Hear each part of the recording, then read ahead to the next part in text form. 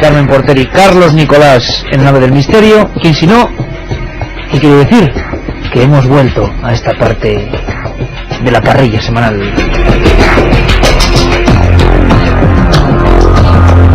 Y lo hacemos con más ganas que nunca, con más entusiasmo que nunca, porque significa que hoy, casi como le pasaba a Fernando Alonso, aunque espero que con distinta suerte, es como si esa bandera cuadriculada negra y blanca que da la salida, pues también se ondea para nosotros. Hoy comienza una nueva temporada. Los viernes ya os dimos los saludos. Los domingos, como sabemos que además hay otra audiencia, que a veces no se corresponde con la del viernes, pues aprovechamos, Carmen, pues para mandar un abrazo grandísimo a todos nuestros amigos, ¿no? Que a estas horas están ya aquí, espero que con lengua mejor que la mía, que ya es como la de Epiblas en estos momentos, pero es que menudo arsenal que viene de noticias, de historias, y también un factor que nunca se olvida en Milenio 3, de ciertas cosas que dan más o menos escalofríos.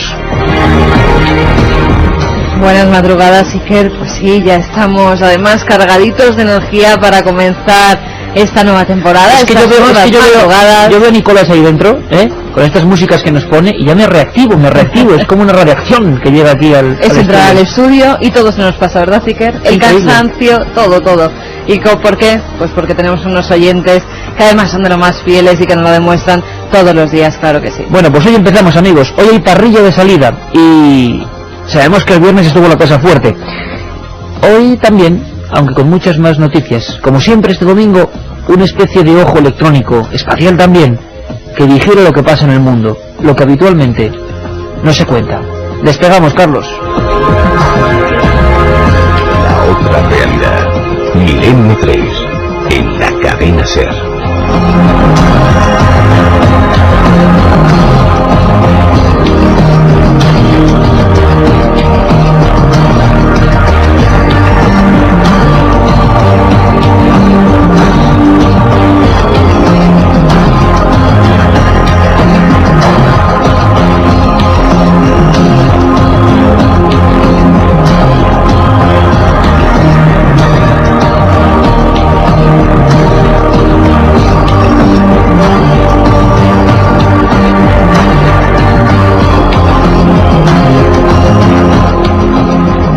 ...7640, como siempre, vía de contacto. Estas madrugadas va a ser siempre un indicativo de que hay, bueno, mientras podamos, un obsequio.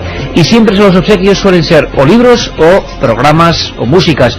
Queremos de alguna manera, pues, adentraros en sus mundos cósmicos, extraños a veces, siempre inquietantes, tan inquietantes como estas. Va a haber muchas secciones, historias nuevas a partir de esta nueva presentación, también se puede decir así, se puede redundar en ello. Carmen, el premio de hoy. Pues el premio de hoy son 3 ejemplares de Un viaje mágico por el Camino de Santiago, que ha escrito Mariano Fernández Urresti. ¿Y por qué? Es de la editorial EDAF. ¿Y por qué sorteamos este libro? Porque luego vamos a hablar cositas del Camino de Santiago, novedades en Milenio 3 que nos va a traer uno de nuestros colaboradores estrella.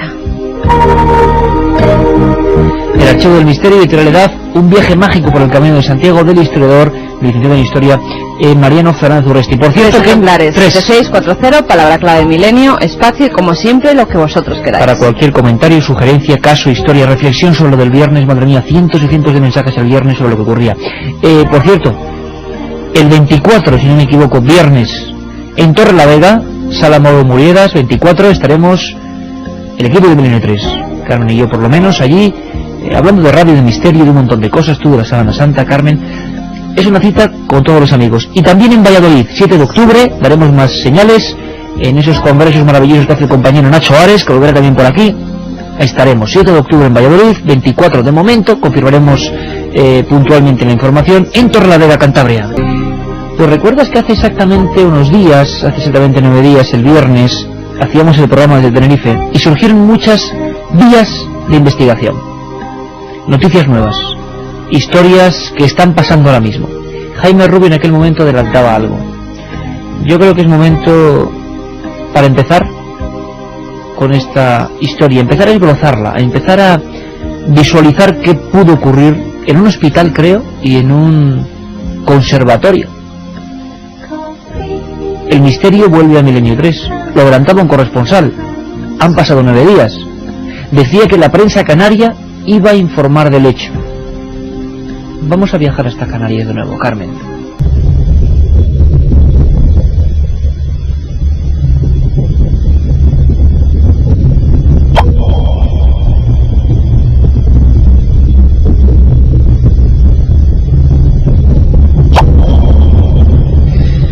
Esta música que creó nuestro compañero Carlos Nicolás, hoy de nuevo al frente, ya lo hemos dicho, de la nave del misterio, es una introducción perfecta para este tema que viene a continuación. Y es que siempre hay una noticia. Lo que ocurre es que a veces no nos enteramos, pero en muchos periódicos regionales pasan a veces sin pena ni gloria algunas informaciones y ya estamos curados de espanto. ¿Cuántas grandes historias se esconden eso, en un recuadro de sucesos?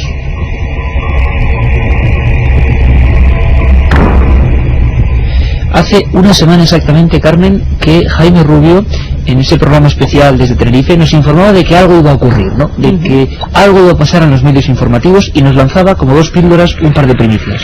Efectivamente, Iker, yo hablaba por la tarde con Jaime y me decía, mira, tengo las exclusivas que os voy a dar para el programa porque van a salir publicadas en un periódico y antes de que salgan publicadas quiero que lo comentéis. Entonces nos poníamos en contacto con él y nos contaba que algo estaba pasando en un antiguo edificio que lleva ya más de 4 años cerrado, que era el Hospital del Pino, pero también en el conservatorio. Algo estaba pasando, había 2 casos de fenómenos poltergeist, presuntos fenómenos poltergeist, y bueno, ese era más o menos el resumen de lo que nos contaba Jaime Rubio. Todo esto en Las Palmas, una ciudad muy importante, muy populosa, y que no debe ser la primera vez, desde luego, que se enfrenta con fenómenos supuestamente paranormales. Vamos a ampliar esta información. Estamos en contacto con Jaime Rubio, desde allí, desde esa maravillosa isla. Jaime, buenas madrugadas, amigo. Buenas mañanas, porque ya es madrugada, ¿no? Ya estamos prácticamente en el umbral del nuevo día, ¿no? Sí. Bueno, que tenéis una hora menos allí.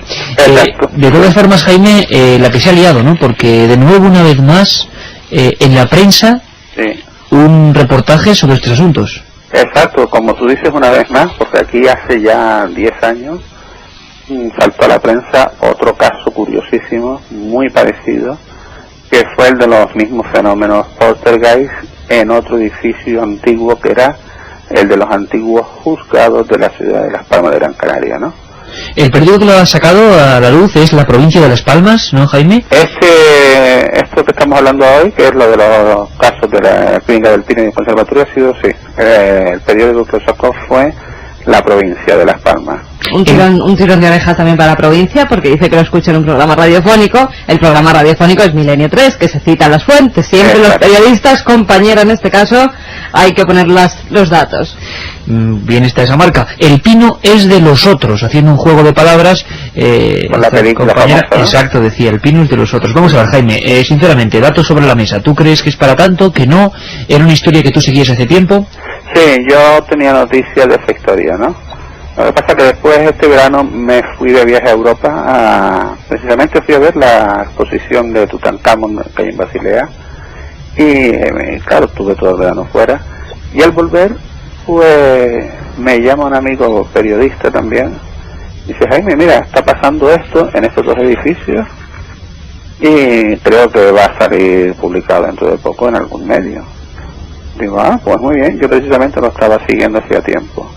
Y efectivamente, después que yo lancé la primicia en Milenio 3, se ve que otro medio de comunicación, en este caso el periódico de la provincia, escuchó el programa y me llamó y me pidió información y ellos después investigaron por su cuenta, ¿no? Bueno, Jaime, para nuestros oyentes, ¿qué es lo que deberíamos destacar? Estamos ante un caso en el que ocurren diversos fenómenos, por lo menos la prensa en titulares habla de ruidos raros, gemidos, objetos que desaparecen, ascensores que se gobiernan solos, dice sí, todo esto con testigos, con datos concretos, leyenda urbana o investigación profunda que bueno, que está ahí hace mucho tiempo. Sí, la investigación lleva, yo creo que aproximadamente 1 año por ahí, ¿no?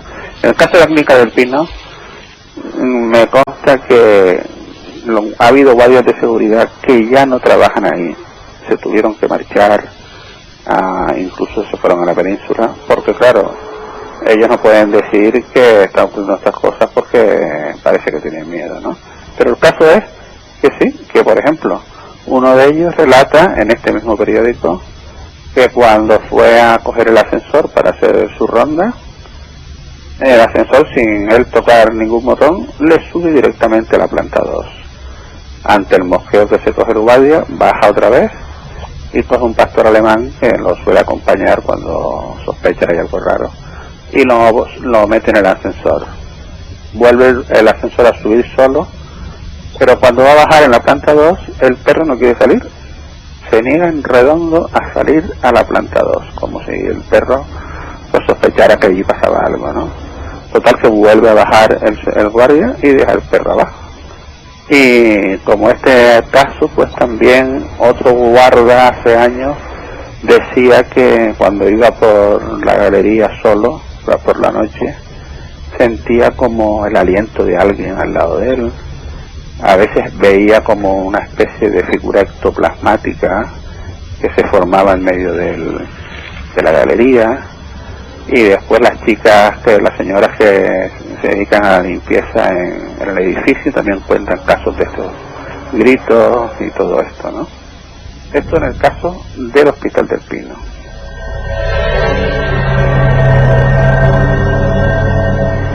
Es curioso porque, Jaime, muchos amigos inmediatamente, además a través de mensajes, claro, lógicamente el tema de los hospitales siempre ha estado muy presente, con una conexión muy directa. Hay muchos hospitales en diversos puntos de las islas y de la península donde se cuentan historias semejantes. Lo de los niños es una constante. Aquí también ocurre, ¿no, Jaime? Sí, también lo de los niños. Y también yo creo que la explicación que nos dan aquí es que, como claro, los hospitales, hay que tener en cuenta que este hospital ya ha cerrado 4 años, ¿no? Además hay un debate público sobre qué uso se le va a dar. O sea que por dentro aparte será bastante, imagino, tenebroso, ¿no? Una cosa un poco abandonada, ¿o no? Exacto, un edificio enorme, porque es enorme, y abandonado, y que tú hagas la guardia solo por ese gran edificio también tiene que imponer un poco, ¿no? Uf, y tanto, me lo estoy imaginando ahora, me recordaba casi, Jaime, escuchándote, películas de tipo de, no sé, de hospicios antiguos o El Espinazo del Diablo, alguna cosa de eso. Claro, un edificio así tiene que impactar mucho. Oye, ¿habéis intentado, o se va a poder hacer, o tenéis un poco cuidado el paso los investigadores? Pues imagino que alguna experiencia fotográfica o psicofónica podría ser muy interesante, ¿no? Pues sí, el problema es que si tú le preguntas a los securitas actuales te dicen que no pasa nada. Y entonces no te dejan pasar, ¿no? De todas formas, vamos a intentarlo de alguna manera. Y si no en el hospital, a ver si en el Conservatorio de Música, que ese edificio sí está en activo, y porque todos los días entran y salen estudiantes y profesores por la mañana y por la tarde, pero claro, a las 10 de la noche se cierra, ¿no? Jaime, y en ese edificio dicen que se han llegado a escuchar cómo los instrumentos tocan solos. Sí, pues, además una cosa curiosa, porque se cuenta que una noche, por ejemplo, cuando entraban los guardias de seguridad a hacer su turno, en una de esas veces un guardia estaba hablando con el director del conservatorio para ultimar detalles, y en eso los dos escuchan el piano sonando de una de las aulas. Entonces el director le dice: oiga, aquí arriba hay gente, vaya a ver quién está ahí. Se sube el securita, y cuando abre la puerta del aula donde salía la música, pues no ve a nadie, ve el piano, pero no ve a nadie, ¿no? Entonces baja y le dice al director: pero arriba no hay nadie, ¿cómo ha sonado el piano? Y se quedaron los dos un poco ahí. Y entonces estos sucesos de oír instrumentos históricos se han escuchado en varias ocasiones. Y la cosa es que al final los guardias de seguridad total ya los han cambiado, se negaban a hacer la ronda ya por la noche, simplemente cerraban el edificio y se quedaban abajo. Y esto es lo que estaba pasando en este lugar que está construido, hay que decirlo, sobre un antiguo convento franciscano del siglo XVI o XVII, el cual tenía, como era muy grande, un cementerio en el interior, ¿no? Y por tanto gente muerta. De manera que ese es el caso del conservatorio.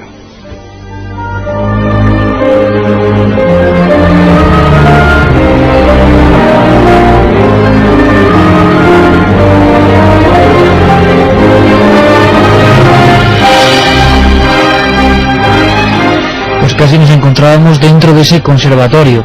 Estábamos, tanto Carmen como Carlos como yo, escuchando atentamente y escuchando también esos pianos que surgen en la banda sonora genial de Alejandro Amenábar de Abre los Ojos, porque además es que no es la vez primera. Por lo menos estas historias se han contado en otras ocasiones.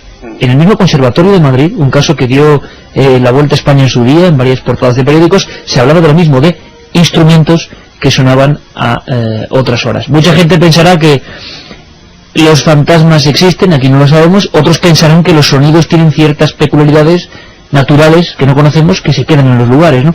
O sea que el conservatorio, Jaime, el Conservatorio Superior de Música de Las Palmas, podrá ser objeto de estudio quizás. Sí, tal vez sí. Vamos a ver cómo podemos hacerlo, pero lo intentaremos por lo menos. Pues Jaime Rubio, el hombre que dio, bueno, pues la primera información, la pista informativa, porque aquí lo que queremos es que todos tengáis las últimas noticias, lo que está ocurriendo, los casos nuevos. Muchas gracias, amigos, seguimos muy atentos a esta investigación. Un abrazo muy fuerte para la gente de Las Palmas. Venga, buenas noches y hasta la próxima.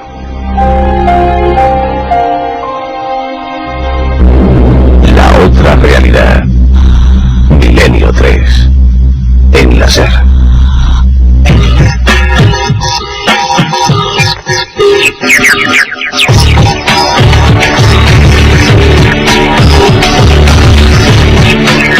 ...7640... Conectamos con los mensajes de nuestros oyentes, de nuestros amigos, que lo están pasando algunos muy mal. Vivo cerca del hospital, el del Pino. No os podéis ni imaginar lo tétrico que es de noche, me tenéis asustado.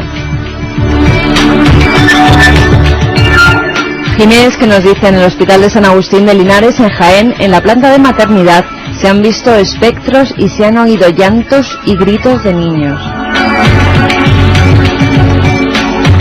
Buenas madrugadas desde Huelva. Aquí también tenemos un hospital abandonado con fenómenos de gritos y voces. Es el Manuel Lois. Informaros y decirlo, por favor.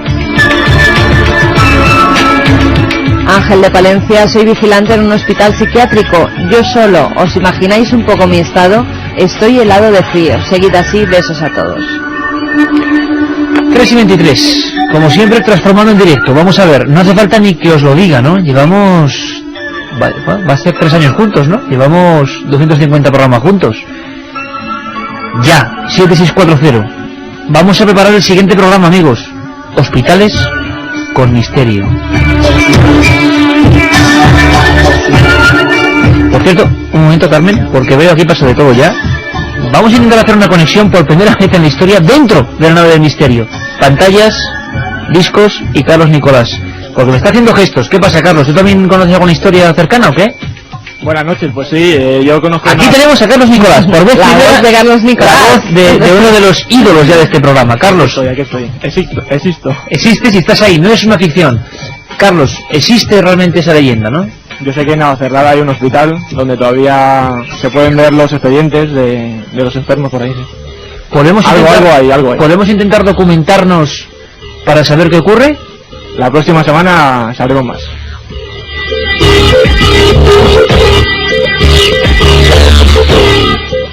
Hola a todos, yo hice mis prácticas de enfermería ahí y es cierto, ya entonces se oían ruidos y susurros durante la noche.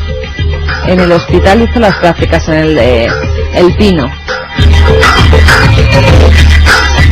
Hice el servicio militar en Tenerife. Hablar del cuartel de las Raíces. Allí centinelas han disparado contra las garitas por haber oído lamentos, nos dice Tony desde Barcelona. Bueno, muy especialmente este amigo Tony, no es casualidad, te escribiremos, nos pondremos en contacto o te llamaremos. Me gustaría saber si son rumores, leyendas urbanas.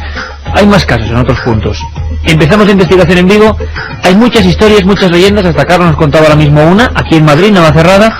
Y en Huelva creo que hay otra muy importante. En Sevilla, el Hospital de las 5 Llagas, si no recuerdo mal. Y cuidado, esto no está hecho ni para asustar a nadie, ni mucho menos. Podemos creer, haciendo caso de la lógica, de la navaja de Occam, ¿no? Lo más lógico es lo más probable, pues serán leyendas urbanas, serán historias. Pero ¿por qué se repiten en ciertos lugares? ¿Por qué coinciden esos lugares con sitios de dolor habitualmente, ¿no? De duelo. Bueno, pues queremos adentrarnos en eso. Y que seáis vosotros quienes empecéis esa investigación, como hicimos con el tema de las carreteras, que por cierto, sin decir muchos nombres, porque quizá no quieren, ha sido por otra vía, milenio3@cadenaser.com, alguien muy asustado con la historia que contábamos de los alfaques. Recordad, Javi, un conductor de Zaragoza, veía una serie de personajes, justamente él no era consciente de dónde estaba, era con su mujer y con su hija, justo frente a las puertas del camping de la tragedia tremenda de los alfaques. Un grupo de gente vestidos como turistas, estrechando la carretera, en mitad de la madrugada, uno de ellos sin rostro, totalmente negruzco, algunos con pantalones cortos, con un cubo en la mano, con una gorra. Es la descripción de este amigo, que luego cuando se enteró de la tragedia, imaginaos, de más de 300 muertos al final, heridos hubo muchísimos en ese camping por una explosión de gas tóxico. Bueno, pues ahora recibimos un mensaje en vivo, Carmen, de una persona que sufrió una visión idéntica casi, ¿no? Nos escribía un mail José que nos dice: estimado Iker y a todo tu equipo, a raíz del programa del pasado día 10 en el que se relataron apariciones en la carretera, especialmente la descrita en el camping de Los Alfaques, me vino a recuerdo un caso muy similar que nos ocurrió a un compañero de trabajo y a mí. Era una noche del mes de noviembre o diciembre del año 1991 y nos dirigíamos desde Andorra a Barcelona, y debido a un despiste no pudimos coger el túnel del Calí, creo que se llama así, y nos desviamos hacia un pueblo llamado Solsona. Había mucha niebla y hacía mucho frío. En uno de los tramos de la carretera tuvimos que reducir la velocidad hasta unos 50 km por hora debido a la falta de visibilidad por los bancos de niebla y las carreteras, que entonces en aquella zona pues no eran muy buenas. Lo que vieron, lo recuerdo como si fuese hoy mismo, nos dice, se trataba de una figura humana situada a 1 metro del borde de la carretera por la parte derecha. Tuvimos que esquivarle y lo vimos perfectamente. Iba vestido como si tuviera puesto un traje de vestir, pero sin corbata ni chaqueta, solo con una camisa blanca que destacó muchísimo al enfocarle con las luces. Cosa rara con el frío que hacía. Además llevaba un maletín en la mano, y aquí viene lo bueno, tenía el rostro totalmente negro.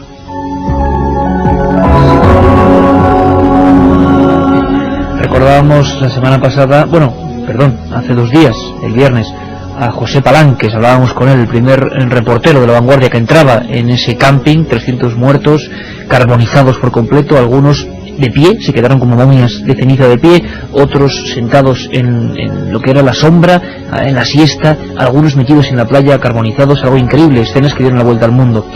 Este conductor, Javier Martín de Zaragoza, hablaba que el último de esas figuras, de las 8 que aparecieron estrechando la carretera, que les espantaron, tenía pues una especie de círculo negruzco en la cara, y muchos oyentes, amigos en 1640 hablaban de que podía ser eso, carbonizado, ¿no? Qué curioso, ahora desde Barcelona nos llega ese mensaje, nada es casual. Un sueño, una alucinación, conexión entre lugares donde han pasado cosas. Pues vosotros, como siempre, tenéis la última opinión, nosotros no tenemos ninguna verdad. La verdad es que están llegando aluviones de mensajes sobre hospitales, ¿verdad, Carmen? Nos está dejando absolutamente sorprendidos, ¿no? Sí, además, fíjate que sacábamos el viernes el caso de Javier, pero es que queremos seguir sacando casos de oyentes, que nos sigan contando sus historias, sus investigaciones. Algunas de ellas, Iker, ya las estamos siguiendo. Bueno, pues ahora vamos a hacer una pequeñísima pausa, como siempre, a recomendaros unos libros, una colección, y volvemos con más cosas. Los caminantes, preparaos porque vamos a hacer una ruta, vamos a preparar una ruta. Y también noticias. La sonda que se estrelló, ¿verdad? No ha sido la única.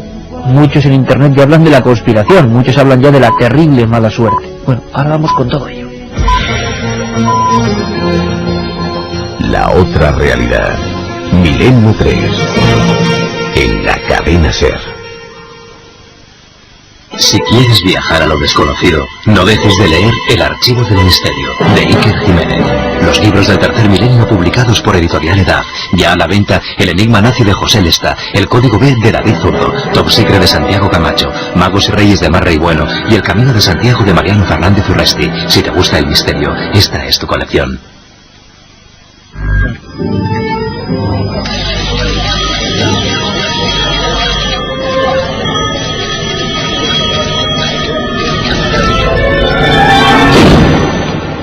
Milenio 3. Una ventana abierta hacia otros mundos. Milenio 3. Milenio 3. Cadena SER. Pase lo que pase. Milenio 3. La actualidad de Teletipos nos trae coincidencias, como siempre, curiosas, interpretaciones diversas de la actualidad. En esta ocasión, vámonos de lo tenebroso de un hospital abandonado. Vuestra investigación en vivo, ya sabéis, 3 libros del Camino de Santiago, su versión más extraña, de Mariano Fernández Urresti, de Edad. Y bueno, ascendemos de esos edificios viejos al cosmos.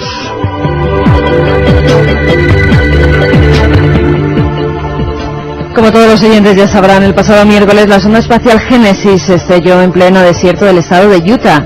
Ahora los científicos de la NASA han logrado recuperar los envases con forma de disco de oro que contienen las partículas de viento solar conseguidas durante los 3 años que duró el viaje de la nave por el espacio. Los átomos recuperados pueden ayudar a la comunidad científica a explicar cómo se creó el sistema solar hace 4.500 años, según afirma la NASA. Pero esta Iker no ha sido la única sonda que ha sufrido este tipo de accidentes. Las Phobos, tanto la primera como la segunda, desaparecieron en 1988 cuando sus controladores soviéticos las dirigían hacia la luna marciana, que les daba nombre. Una de ellas envió una foto en la que se observaba una forma no identificada que algunos investigadores interpretaron como un ovni. La Mars Observer, esta sonda de la NASA lanzada en 1992, llegó a Marte en agosto del 93. Nada más insertarse en la órbita del planeta, perdió todo contacto con la Tierra. Todavía hoy se ignoran las causas de esa pérdida. La Mars Climate Orbiter. Bueno, mi inglés es muy así, pero bueno, lo intento pronunciar. Una serie de errores en su programación hicieron que esta sonda se volatilizase durante la maniobra de inserción en órbita en septiembre de 1999. Según los expertos, la nave se desintegró al chocar con la atmósfera de Marte. La Mars Polar Lander, en 1999 también, la Agencia Espacial Estadounidense perdió este módulo de aterrizaje al fallar sus cohetes de frenado durante el descenso. Al parecer los motores se detuvieron antes de tiempo y la sonda se estrelló contra el suelo a gran velocidad. Y por último, Beagle 2, este pequeño laboratorio embarcado a bordo de la Mars Express, desapareció sin dejar rastro el 19 de diciembre de 2003. El módulo, que no tenía capacidad de maniobra, debía descender con unos paracaídas que nunca se abrieron. Vaya lista y vaya ristra, ¿no?, que dirían algunos. Madre mía, no nos extraña que muchos hablen de la maldición de Marte. Por cierto, Carmen, sería importante comentar una última noticia muy interesante en el mundo de la ciencia, que nos puede hacer conocer muchas más cosas de ese planeta siempre enigmático, ¿no? Porque uno, cuando dice Saturno, ve el eterno mundo que todos los niños dibujábamos con la raya alrededor, ese gigantescos en plural y mágicos anillos, y también yo por lo menos veo ese dibujo tremendo de Goya, ¿no? Saturno devorando a sus propios hijos. Lo que ocurre es que tenemos novedades importantísimas. Pues sí, que la Agencia Aeronáutica del Espacio ha asegurado que la sonda espacial Cassini, que el material encontrado en el anillo, está vinculado a Atlas, una de las 33 lunas de Saturno, cuya existencia ha sido confirmada hasta ahora por las imágenes transmitidas por esa sonda. También han afirmado que a mediados de julio, la sonda Cassini transmitió imágenes de 2 nuevas lunas minúsculas del planeta. El científico inglés Cal Murray, de la Universidad Reina María, en Londres, descubrió la existencia de una posible tercera nueva luna y tal vez de una cuarta, Iker, durante una revisión de imágenes transmitidas por la sonda. Sin embargo, los científicos no están todavía seguros de que se trate efectivamente de una luna o de un cuerpo flotante en las proximidades del planeta. Si lo fuera, es pequeña porque tiene un diámetro de 4 o 5 kilómetros y sería pues la más pequeña de todas las lunas de ese planeta. Los científicos también han detectado variaciones en la órbita de la posible nueva luna que señalarían la existencia de otro satélite natural de Saturno. ¿Qué creéis? ¿Conspiración? ¿Algo pasa en el espacio? Yo desde luego lo que sí que creo, y es de las pocas cosas en que tengo fe o dejo de tenerla, es que conocemos muy poco, y desde luego conocemos un poco del espacio. Lo repito siempre, hace no mucho tiempo, hace menos de un lustro, se reían algunos científicos, entre comillas, a carcajadas de quien hablara de agua, de posibilidad de agua en el sistema solar, no solo en Marte. Y fíjate, la tenemos aquí en la siguiente manzana del espacio. ¿Acaso será que conocemos mucho menos y que nuestra egolatría y nuestra visión centrípeta de las cosas, muy medieval por cierto, de que somos el centro de todo, es una soberana majadería? Eso tendría que ver con el espacio, con lo que pasa en los hospitales, con lo que pasa en las carreteras. En definitiva, ¿no somos una panda de ignorantes? Habrá que ver todo con las gafas de la humildad, eso siempre lo primero. Por cierto, Carmen, que ahora me gustaría que todos estuvieran muy atentos. Sería importante iniciar un viaje. Va a ser una importante novedad.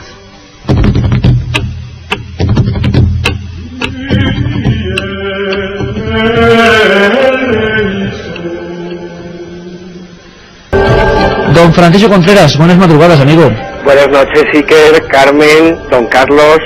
Buenas noches a todos los oyentes de Milenio 3. Vaya flores que me estáis echando en la primera intervención de la temporada. Sí, hombre, hay que presentar a nuestra gente fiel, hay que presentarla siempre como se merece. Yo creo que las ampollas, los calambres, esas vías rompepiernas valdrán la pena con tal de hacer realidad una temporada más el espíritu de Milenio 3, ¿no? Este año era año Jacobeo, donde está la noticia, está el hacer, y donde está el misterio, está Milenio 3. Y la idea, Francisco, ¿cuál es exactamente? Para que nuestros oyentes puedan comprenderlo. Es decir, tú te vas a calzar esas botas de peregrino, vas a coger el bastón de peregrino, y... La vieira, importante. Sí, pero seguramente vas a contarnos cosas del camino que no son muy conocidas, ¿verdad? Hombre, el fin del camino es que todos los oyentes, todos los caballeros del tercer milenio sean peregrinos, ¿no? Voy a intentar fotografiar etapa a etapa, y son 33. Empezamos en Somport, el Sumus Portus, en Francia, lo que es denominado el camino aragonés, y he elegido ese porque es quizás el camino más desconocido. Todo el mundo sabe de la existencia del camino de Roncesvalles, o del camino portugués, o de la Vía de la Plata, ese camino que va desde Andalucía pasando por todas las Castillas, ¿no? Camino aragonés, botas y a luchar contra todos los impedimentos meteorológicos y contra el cansancio, y persistir para que todos los oyentes de Milenio 3 puedan vivir a través de las ondas pues lo que es una vía, la vía de las estrellas, la ruta que sigue a la Vía Láctea, y que desde allá, desde el siglo IX, cuando supuestamente se encontraron los restos del apóstol Santiago, bueno, pues han recorrido miles y miles de personas, y que supuestamente y presuntamente alberga una serie de conocimientos, que es lo que todos conocemos, iniciáticos, cabalísticos o alquimísticos, dejados por órdenes como los templarios o como los caballeros de Cristo o como los hospitalarios, en el arte o en la arquitectura, con esos sigilum, esos sellos que dejaban los gremios, esos picapedreros hoy conocidos como masones, que lo que hoy en día no tiene nada que ver con lo que había en esa época del medievo. Pero sobre todo, Iker, vamos a intentar rescatar más casos, más sucesos, más incidentes o capítulos relacionados con lo insólito, porque tú eres un experto en la historia ovni, ¿no? Tú te has recorrido estos campos de Dios buscando a los no identificados, y yo, por ejemplo, tengo mucha ilusión en contar que en el camino, en un sitio muy concreto, que es donde se juntan todos los caminos, el camino francés y el aragonés, en Puente de la Reina, en febrero de 1976, en un pequeño altozano llamado El Ristro, hubo uno de los grandes casos ovni con humanoides. Y tanto. Y hubo uno de los grandes casos, y yo tengo muchas ganas de contarlo a través de los micrófonos de la SER, porque fue portada, no sé si te acuerdas, de la revista Stendek, un pequeño panfleto, revista dedicada a la ufología, que titulaba Humanoides en España en 1976. O casos como la observación que hubo en octubre de 1974 en Logroño, titular del ABC. El titular rezaba: una base de ovnis en La Rioja. O casos como el acaecido en enero de 1975 en Burgos, o en la comarca de Briviesca. O los sucesos vividos, quizás la primera oleada de Foo Fighters, de estas luces populares de las que hemos hablado en diferentes ocasiones, allá por las fechas estivales de 1968 en los campos de Boadilla, en León. Oye, Carmen, se le ve emocionado a este hombre con su reportaje. Sí, yo le tengo varios encargos, porque no solo hay que mirar al cielo. Dentro de las iglesias hay que mirar, Francisco. Hay que buscar los Baphomet, ¿no? Que te lo haces no solo eso, Cristos muy extraños. Ah, sí. Si pasas por Limpias, por ejemplo, en Finisterre vas a tener que hacer unas fotografías tremendas del Cristo que hay allí. Francisco empezó hablando de enigmas del cielo, pero permitidme una pequeña pausa, porque va a haber mucho más.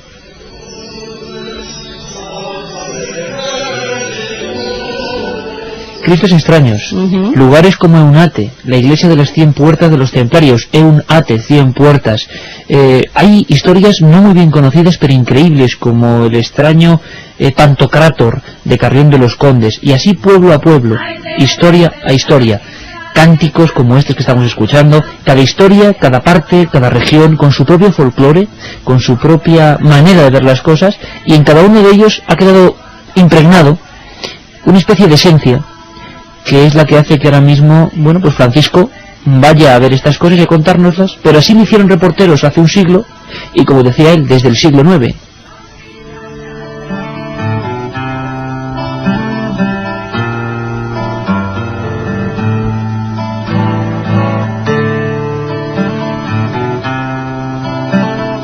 Y es que escuchando a estos Milladoiro uno se imagina esas veredas, esa lluvia, ese camino, nunca lo dudéis, de crecimiento personal. ¿Será posible transmitirlo? Yo creo que sí. Uno de los encargos es escuchar cómo suenan las cosas del camino, cómo suenan los perros moribundos que pueden salir al paso, cómo suenan esas piedras que caen en la gran cruz de Foncebadón, cómo suena el mar cuando uno llega a las costas del fin del mundo, cómo suena la entrada de un peregrino emocionado bajo el arco de Santiago de Compostela.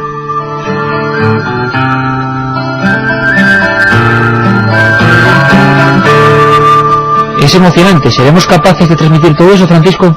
Hombre, yo creo que sí, y sobre todo de que lo vivan, ¿no? El fin de esta sorpresa para esta nueva temporada es que los oyentes descubran un camino de Santiago diferente, viviéndolo, ¿no? Y sobre todo informando, hablando desde el lugar de los hechos, pero sobre todo hablando desde el lugar de los hechos para que podamos recoger y registrar lo que es la esencia de cada comarca, de cada lugar, ¿no? Por ejemplo, cuando lleguemos a los montes de Mercurio, como lo llamaban los romanos, a las mérulas en León, intentar buscar esos subterráneos en las minas de oro, los sellos templarios, ¿no? O esto te va a gustar, Iker, buscando la esencia de los maragatos, ese pueblo maldito español, uno de los muchos como los urbanos, ¿no? Sí. O buscando ese Gaudí iniciático en Astorga, es verdad, una conexión rarísima, ¿no?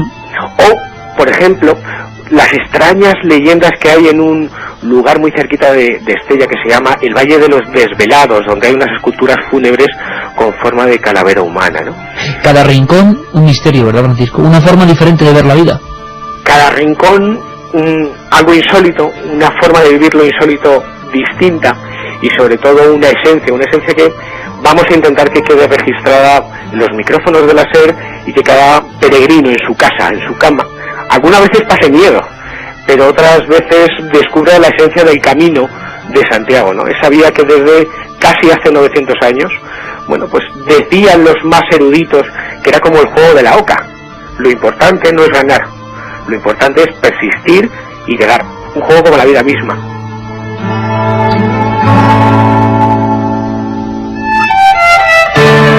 Así que, Carmen, habrá que estar muy atentos a partir de estas madrugadas. Dicen que el camino cambia la persona que lo hace. Sí. Francisco, ¿cómo nos vas a venir? Bueno, yo creo que algo cansado, pero contento, ¿no? El camino efectivamente dicen que es un viaje al interior de uno mismo, ¿no? Yo no lo sé si vendré muy cambiado, ¿no? Lo que sí que te puedo contar es que según vuelva del Camino de Santiago, y ya os cuento varias cositas, tendremos que visitar otra casa encantada. Bueno, como siempre, un caso es una faltriquera. Pues nada, queríamos saludar a nuestro amigo y reportero y compañero, desearle que esta sea también una temporada feliz, llena de acontecimientos, y haciendo radio, que es lo que nos gusta y lo que queremos hacer para todos, y con todos. Ni más ni menos, el Camino de Santiago. ¿Os imagináis que a lo largo de estas semanas, cuando vosotros estéis sintonizándonos, o otros programas de la cadena SER, habrá un reportero errante, solitario, caminando con ojos muy abiertos? Yo creo que es una experiencia nueva. ¿Cómo sonará el Camino de Santiago? ¿Cómo vendrá nuestro compañero? ¿Cuándo podremos conectar con él? ¿Qué documentos nos traerá? Mucha suerte, amigo. Estaremos ahí dando el callo, y a ver si tenemos suerte y nos encontramos con la Santa Compañía cuando lleguemos a Galicia.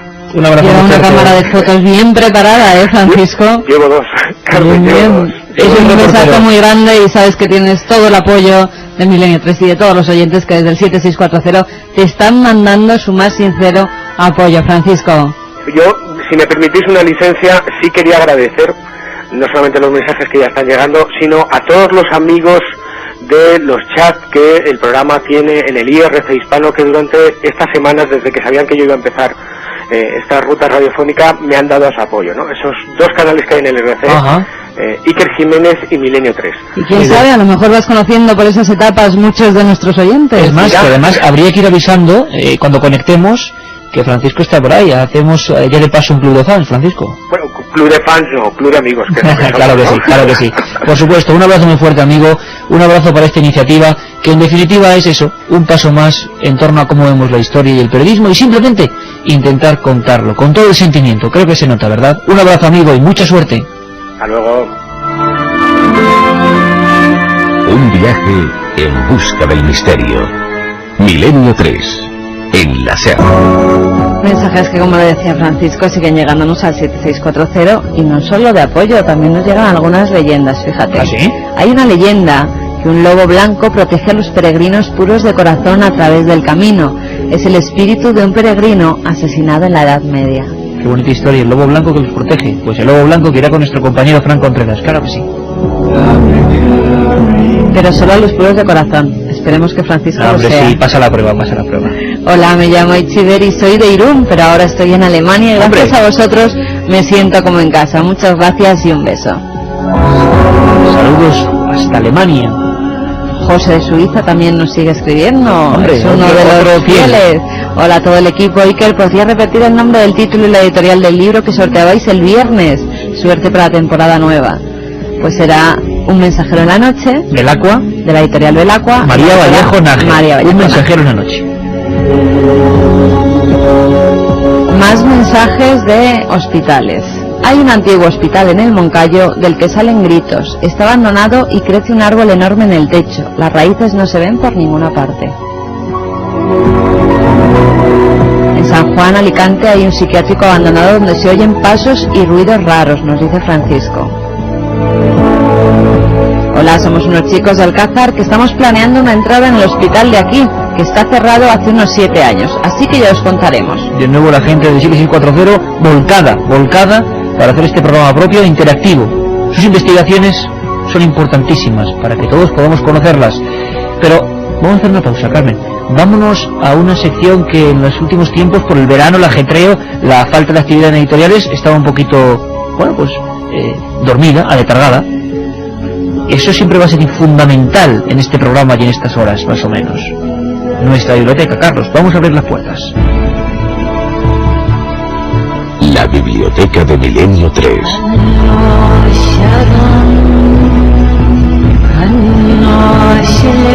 Y muy rápidamente, vamos como siempre con un libro que es ya desgraciadamente difícil de encontrar y con una novedad. El libro antiguo que os recomendamos, aunque no es muy antiguo, tiene exactamente 12 años, es Edgar Allan Poe, Cartas de un poeta.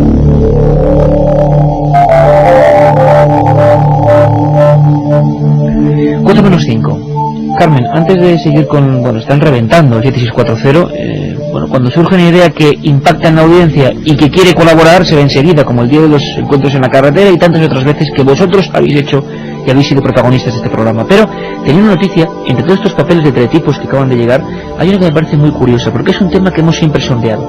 Descubren, Carmen, la parte del cerebro humano donde al parecer se producen esos misterios cotidianos con los que nos enfrentamos todos los días. Los sueños. Un equipo de científicos suizos del Hospital Universitario de Zúrich cree haber localizado la parte del cerebro en la que nacen los sueños de las personas. Los investigadores hicieron el descubrimiento cuando trataban a una mujer que había dejado de soñar después de un derrame que le había afectado un área profunda de la parte posterior del cerebro.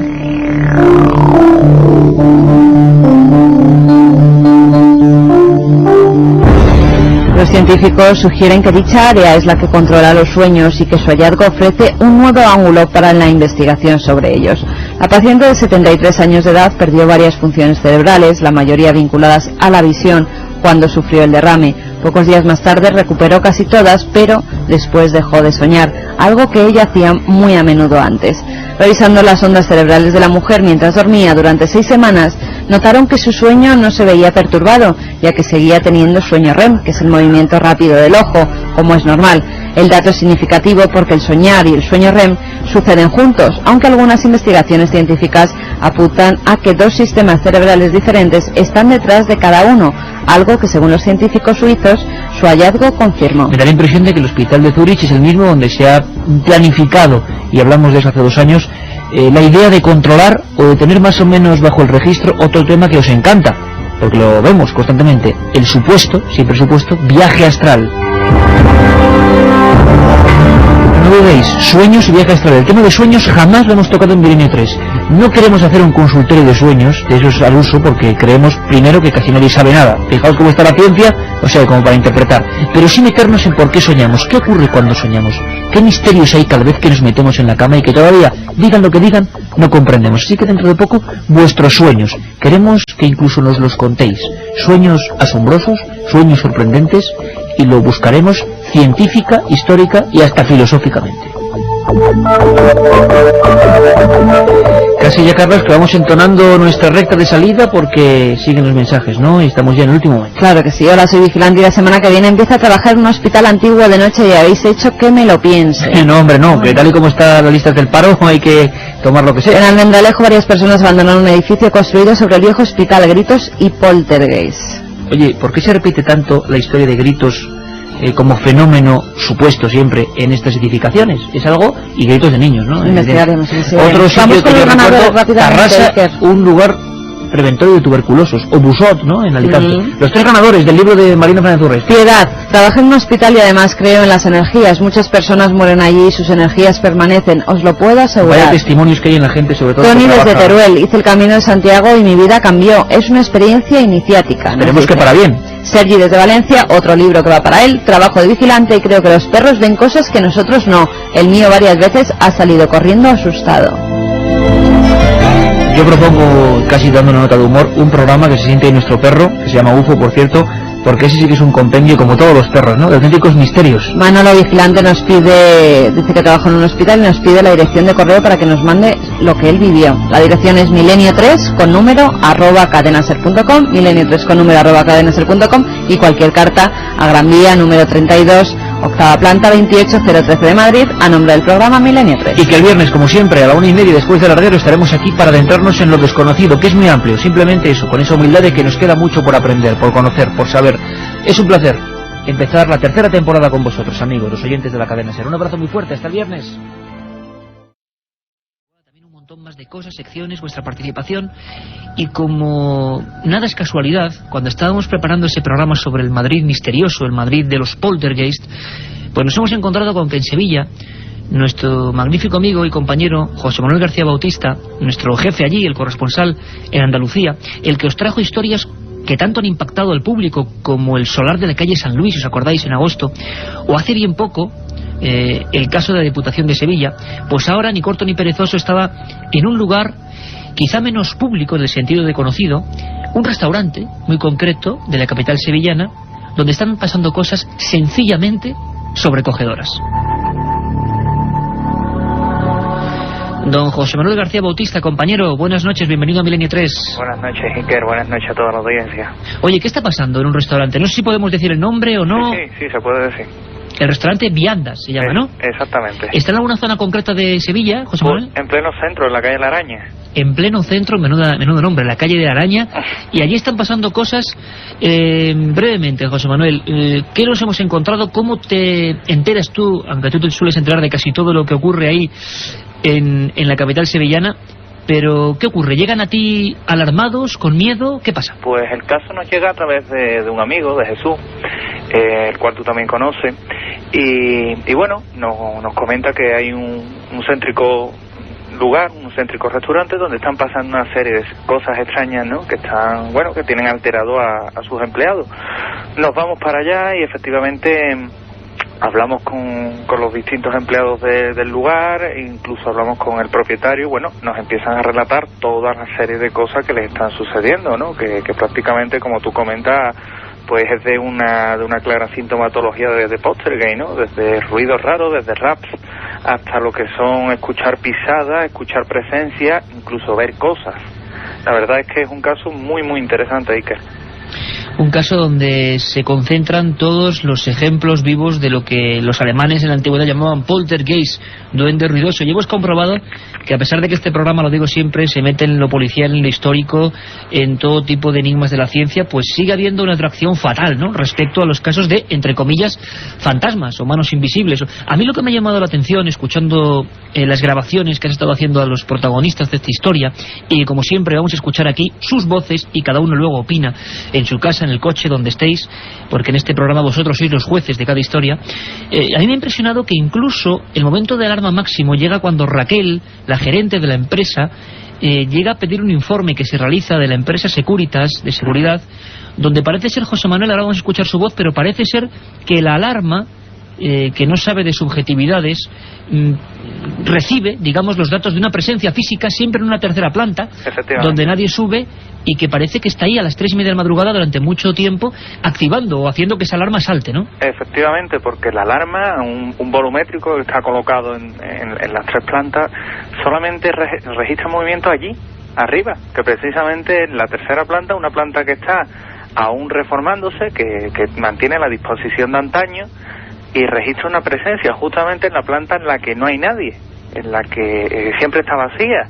Entonces él registra una presencia, la alarma salta casi siempre a la misma hora, y bueno, allí que tienen que ir el dueño y el propietario a apagar la alarma, y sin saber ni cómo ni por qué. El caso es que de una fecha para acá, cuando se producen más lo que son los incidentes, ¿no?, con esa presencia, con ese poltergeist, pues es cuando ya han tomado la determinación de pedirle también esos informes a la empresa para que al menos tener algo más que apoye todo esto, ¿no?, que estamos investigando. Aparte de ello, incluso Iker, se ha llegado el propietario Javier al punto de instalar cámaras por las noches, que se la ha instalado la misma empresa, para vigilar, pues lo que pudiera salir o lo que pudiera observar con toda la objetividad que tienen los aparatos electrónicos, ¿no?, para ver qué está provocando aquello. Porque y veremos ahora, José Manuel, además, en unos momentos, o escucharemos, mejor dicho, aunque la radio también transmite perfectamente las imágenes, lo que han captado esas cámaras. Vamos a escuchar, José Manuel, si te parece, a Raquel, la gerente de este céntrico restaurante sevillano, donde lo están pasando bastante mal, y vamos a escuchar cómo ocurre, cómo esa empresa tiene que hacer el informe y qué estaba pasando en esa tétrica y antigua tercera planta, donde todos los empleados, todas las personas de limpieza, de restauración, pues bueno, veían y notaban, y se ha propagado el miedo entre ellos porque había sombras, presencias, golpes, movimiento de objetos, el típico poltergeist. Siempre la gente anda recordando poltergeist antiguo, pues esto está pasando ahora mismo, y si está pasando ahora mismo, ahí están los micros de la SER. Escuchamos, pedimos disculpas un poco por la calidad de la grabación, estaba hecha con grabadora en el momento justo en que todo esto estaba ocurriendo. Lo hace nuestro compañero José Manuel García Bautista, y este es el primer testimonio de ese caso que ahora está ocurriendo. Es Raquel y nos cuenta lo que llega a pasar con esa alarma y con esa presencia que los infrarrojos detectan. Hay un informe de Securitas de que suele sonar sobre las 3:30 de la mañana de que hay una presencia física en la tercera planta, en la escalera de subida a la tercera planta. Mi jefe se ha presentado en numerosas ocasiones, la puerta de entrada al bar está totalmente cerrada, tiene lo que es un dispositivo de infrarrojos con un volumétrico, y entonces lo que es curioso que ves en la tercera planta que hay una presencia física, cuando desde que está en la planta baja del bar hasta subir a la tercera planta tienes que pasar por 2 o 3 volumétricos más, y sigue dando presencia física en esa zona. Se cierra arriba, se cierra todo todas las noches, incluso la tercera planta no se abre nada porque no se sube. Que se cambien arriba, habrá 2 compañeros que se atrevan a cambiarse, también porque ya están influidos el resto por el miedo. La otra realidad. Milenio 3, en la cadena SER.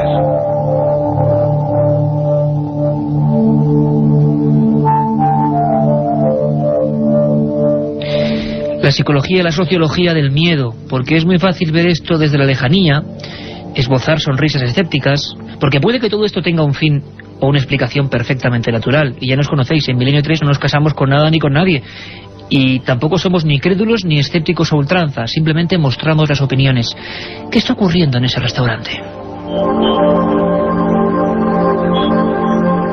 Escuchábamos a Raquel y José Manuel García Bautista desde Sevilla, otros empleados incluso que han llegado a ver sombras y caras siempre en ese lugar, donde parece ser que había ecos de una tragedia antigua, como es normal, ¿no?, que sea en el centro de Sevilla, donde tantas cosas han pasado a lo largo de la historia. Efectivamente, Iker, porque todo esto viene salpicado de una tragedia que ocurrió en aquella zona, que es casco histórico sevillano, pero una tragedia reciente, ¿no? Se cree que el fantasma, porque le damos nombres y apellidos, pues era del antiguo propietario que se ahorcó en el lugar. Entonces, eso está constatado policialmente, ¿no? Alguien además me parece de la esfera militar, ¿no? Sí. Sí. Además, vamos, está totalmente identificado y la verdad es que se cree que es ese el habitante, ¿no? El habitante extraño que tiene este restaurante. A partir de ahí, de 2 años para acá, que es cuando, bueno, el actual propietario tiene el restaurante, pues es cuando se provocan toda esta serie de incidentes, ¿no? Los empleados del lugar, ¿no? Del restaurante, pues siguen con la intranquilidad, y de hecho, aunque muchos no se han dejado llevar por estas historias, ¿no? que contaban los otros empleados, otras gentes que han ido pasando por allí, sí es cierto que, bueno, cuando lo han constatado en sus propias carnes lo que sucede, pues ya deja de haber subjetividades y deja de haber, digamos, esa psicología del miedo para pasar a comprobar que efectivamente el poltergeist, el fantasma de las viandas, es toda una realidad. Y que está ocurriendo y que mucha gente ha entrado en estados casi de pánico. Es el ejemplo de este siguiente testigo, esta empleada de la empresa del restaurante, que directamente, es que esto ya nos parece hasta un poco fuerte contarlo ahora, menos mal que no estamos en la madrugada. Ella está en la sala donde los empleados, los trabajadores se cambian, y lo que observa siempre, según sus palabras, es alguien, donde no hay nadie, por supuesto, en el espejo. Escuchamos el documento. Pues que fui a cambiarme arriba a la 3ª planta, y donde nos cambiamos las mujeres, pues hay un espejo colgado. Entonces yo me estaba abrochando el zapato, apoyando en la silla, y cuando miré para el espejo, pues me pareció ver una sombra, vi una sombra, y hubo un cambio de temperatura muy brusco. Escuchando imágenes. Cambios bruscos en la temperatura al tiempo que algo aparece. Esto nos lo indica las Biblias antiguas de estos fenómenos, de personas como Harry Price, de los primeros investigadores que casi como detectives de lo insólito indagaban en estos asuntos. Siempre se dijo algo que yo nunca acabo de entender, pero la tradición, la leyenda, entre comillas las pruebas, indican que cuando algo de esto ocurre en un lugar cerrado, dicen, incluso los primeros investigadores decían que el material esencial de su maletín de trabajo era el termómetro, las temperaturas bajan, no suben como ahora en toda España, sino que bajan radicalmente. Incluso, y no podía faltar en un fenómeno de este tipo, en un lugar antiguo, con una muerte trágica anterior, hay otra especie de efectos especiales, se puede decir así, que siempre acompañan este tipo de fenómenos. Y mañana, lo repito, con comisarios de policía, con policías que han intervenido dejando parte de estos hechos, vamos a ver cómo esto ocurre también en Madrid. Esto es un adelanto también para que comprobemos cómo ni siquiera la capital de España, con tanta infraestructura y tanta gente enloquecida de un lado a otro, se salva de esta otra cara de las cosas. Sebastián es otro empleado, uno de los camareros, que estaba colocando, creo que para un evento especial, para una boda, sin nadie más en el lugar, los cubiertos, la disposición concreta de cada enser. Y esto, que parece increíble, nos ha llegado por varias vías y en varios casos distintos. Iba por una cosa y de repente toda la mesa cambiada. Copas boca arriba, boca abajo, cuchillos y tenedores en diferentes sitios, incluso haciendo dibujo. Esto ha ocurrido ahora mismo en Sevilla, y así nos lo contaba, o se lo contaba nuestro compañero José Manuel. Sebastián. Estando una tarde aquí haciendo la guardia, como se suele decir, estaba en la primera planta preparando una mesa, como esta que está viendo, ¿no?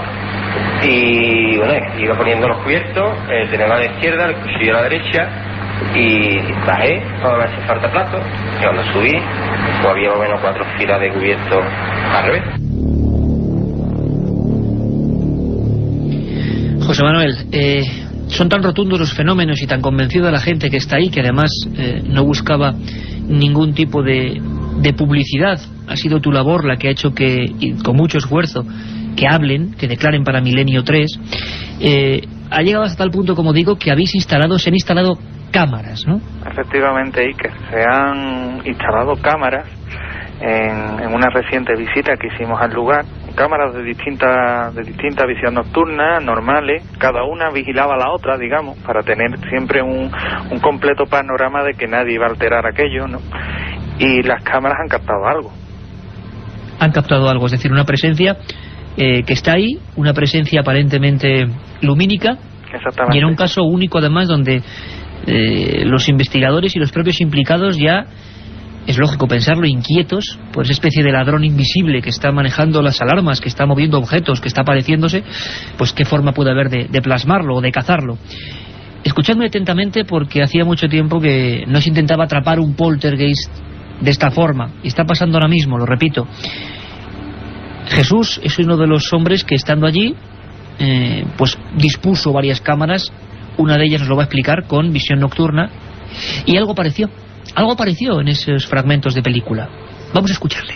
Se pusieron una de las cámaras, una Sony Handicap de visión nocturna, debajo del volumétrico que detectaba la alarma que normalmente solía fallar, y en las cintas, una vez visionadas, hemos encontrado unas pequeñas especies de bolas, por llamarle de alguna manera, unas esferas, que se observan en el infrarrojo como de un color verdoso, que salen en sentido transversal a la imagen, duran muy pequeño tiempo, son visibles varias de ellas. La primera, pues prácticamente se obtiene a los 5 minutos de empezar a grabar. Detrás nuestra se ve una pequeña esferita que casi nos viene siguiendo, sale del campo de visión de la cámara. Poquito antes de llegar nosotros, esa misma esfera o otra o algo similar se esconde en dirección contraria a la que había salido antes.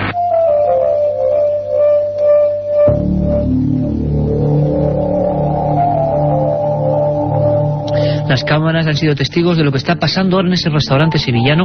Esperamos desde aquí, desde luego, que no haya complicaciones para los dueños de este lugar, que la gente, por favor, no acuda causando molestias, porque eso es un oficio como otro cualquiera. Un restaurante, tienen que seguir su vida cotidiana, pero nosotros como periodistas pues hemos intentado meter los micros, que ya decimos que procuran, a veces lo logramos y a veces no, estar donde nadie llega en estos temas, y registrando cosas como estas. Las cámaras han enfocado una especie de esferas, también de sombras. José Manuel, tú, de esas noches de experimentación, de capturar al intruso, estás allí, ¿no? Sí. Y además, Iker, también te tengo que decir que tanto Rafael Cabello como yo, como el propio Jesús, pues bueno, cuando subíamos, porque sentimos algo arriba, se apagó una luz, subiendo para arriba, fuimos testigos de cómo arriba, en la planta tercera, se ven sombras. La llegasteis a ver vosotros perfectamente. Perfectamente, además. Y sí, además, y tengo que decirlo, tanto Rafael Cabello como de José Manuel García Bautista, de tu absoluta asepsia, sí, como buen corresponsal para estos temas, que nunca entre nosotros diríamos algo más. Al revés, tenemos mucha más prudencia en estos casos, precisamente para no dejarnos llevar, porque nos debemos a nuestros oyentes. José Manuel, ¿estaban allí aquellas sombras? Estaban allí, que fue lo que claro, nos impulsó, y he de confesar que con cierta dosis de miedo, ¿no? Te plantea, ¿me voy para abajo o sigo para arriba? ¿Qué siente? Mira, mucha gente, estoy seguro, y vuelvo a emplazar a que la gente nos escriba ese milenio3@cadenaser.com. Mucha gente, José Manuel, estoy seguro que miles de personas ahora mismo te preguntarían a ti, porque es muy pocas veces cuando el investigador se encuentra con esto. ¿Qué se siente? Miedo, por lo menos yo. Lo que pasa es que es mayor la curiosidad que particularmente yo tenía que el miedo que se siente, ¿no?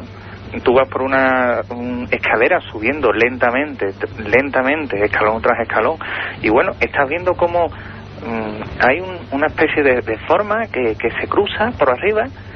Entonces llega un momento en el que, claro, eso unido a los raps que se están escuchando, te plantea lo que comentaba antes, en décimas de segundo, ¿qué hago?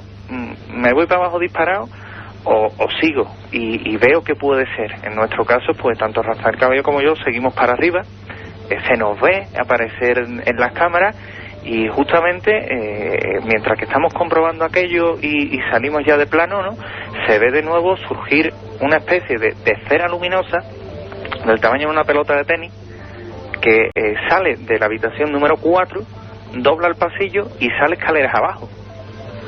Claro, esto aparentemente, aquí viene otro dato curioso que te puedo adelantar casi en primicia, esto captado por una cámara, pero es que cuando hemos visto la cinta de la segunda cámara también lo registra, con lo cual tenemos el mismo dato grabado por dos cámaras.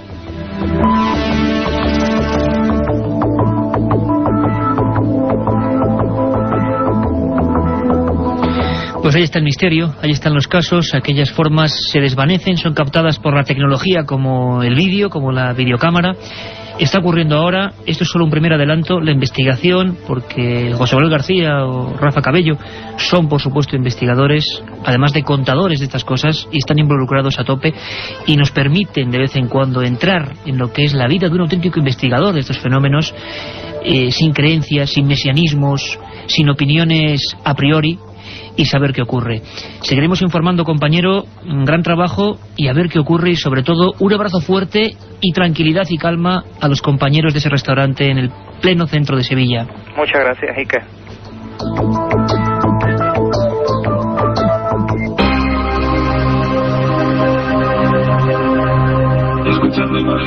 Un viaje en busca del misterio. Milenio 3, en la SER. Hemos pasado la frontera de las 10:30, siempre os prometemos emociones fuertes, sean del campo que sean. A veces, como digo, navegando por los océanos, vamos a volver a hacerlo hoy con los calamares gigantes, a veces metiéndonos en el mundo policial, todavía suenan ecos, ha habido gente que le ha encantado y que le ha molestado también a nivel político, el programa que hicimos sobre Ciudad Juárez, las 300 muertas del desierto. Bueno, pues este programa, por favor no lo encasillen, este programa simplemente explora. Carmen, impactante, ¿verdad? Espeluznante lo que nos contaba nuestro amigo José Manuel García Bautista. La verdad es que muchas veces el investigador, y nos lo preguntan muchas veces, qué bien os lo pasáis cuando lleváis a cabo estos temas, cuando investigáis. No siempre se pasa bien, a veces las investigaciones son muy duras, y un abrazo muy grande para la gente de ese restaurante que lo debe estar pasando realmente mal. Y ahora, si os parece, para cambiar de tercio, como diría Manolo Molés rápidamente, en una larga cambiada, vamos a abrir ese archivo de los herejes, la galería de condenados, esas personas que, bueno, nos podéis solicitar, preguntar, plantear. milenio3@cadenaser.com, porque queremos saber a vosotros, a la audiencia, que sabéis que cada vez somos más, lo sabemos y lo comprobamos con vuestro cariño, ¿qué personajes os inquietan? ¿Qué personajes del hoy o del ayer os han llamado la atención, de cualquier campo? La ciencia, la investigación. En este caso vamos a ir de nuevo a esa especie de magia que se provocó a final del 19, que era la electricidad. Y es que yo, os lo digo sinceramente, yo, Iker Jiménez, soy un completo ignorante. Yo oigo la radio y no sé por qué salen las palabras de ahí. Veo la televisión y me parece que, desgraciadamente, nos manejamos con botones y no somos conscientes de esa magia, de que nos sigue la imagen y el sonido, que yo ahora mismo, que nosotros os lleguemos a todos los hogares de España. Esa es la magia de la tecnología, y se la debemos a hombres que fueron pioneros, se la debemos a auténticos aventureros, algunos pagaron con su vida. Hablábamos de Giordano Bruno, quemado por la Inquisición por, reivindicar la libertad de pensamiento. Hablamos de otro olvidado, Andrew Cross, al que, quien tuvo la desgracia de descubrir un ácaro y pensaron que se entrometió con Dios, y ese fue su gran error. Hablamos en definitiva de misteriosos personajes, y hay uno en el ámbito de la ciencia que, curiosamente, fijaros, tengo una nota aquí, en 1943, después de su muerte, la Corte Suprema de Estados Unidos falló a favor de un hombre de origen serbio que provocó mucho tumulto en la época, llamado Nikola Tesla. Decían que algunas de las patentes, como por ejemplo los transmisores de energía eléctrica, la bombilla, la radio, ni más ni menos, pertenecían a Nikola Tesla, en contra de Marconi, que la registró después que él. Es decir, hay un personaje, dicen, que hizo 700 inventos, que se adelantó a todos y que sin embargo murió de forma extraña. Era un hombre que atacaba la ciencia, que no aceptaba normas. Era un hombre llamado Nikola Tesla, que hizo un invento que dicen que podía ser la gran arma de la historia, aunque él era un pacifista, curiosamente, el rayo de la muerte. ¿Queréis conocer la historia de este serbio misterioso? Vamos allá.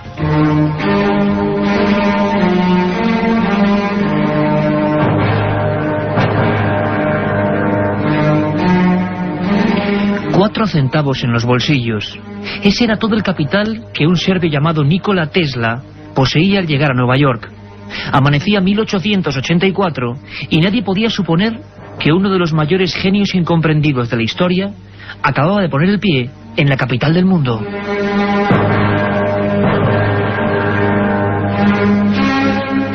El laboratorio del célebre Thomas Alva Edison acogió al joven electrónico con los brazos abiertos. Sus cálculos, sus proyectos, sus demostraciones eran algo tan asombroso que pronto le hicieron ganarse muchos enemigos. El primero, el propio Edison, que consideraba la electricidad como un medio generador de negocio y de dinero. Y es que el extraño Nikola Tesla era un utópico. Creía que el poder de esa maravilla mágica llamada electricidad podía servirse a la humanidad a coste cero, por medio de sencillos sistemas que él había ideado. Criticado por el mundillo científico, que veía en él a un peligroso visionario extranjero, se autodesterró y decidió abrir su propio laboratorio de experimentaciones.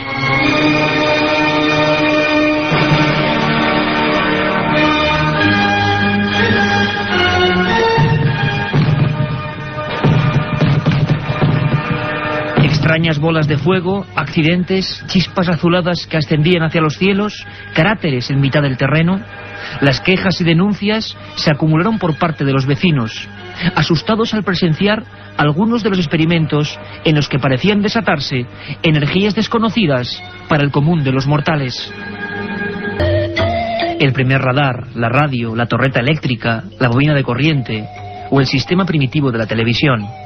Todo lo que los demás siquiera imaginaban, Tesla ya lo había puesto en marcha en aquel mítico descampado de Long Island.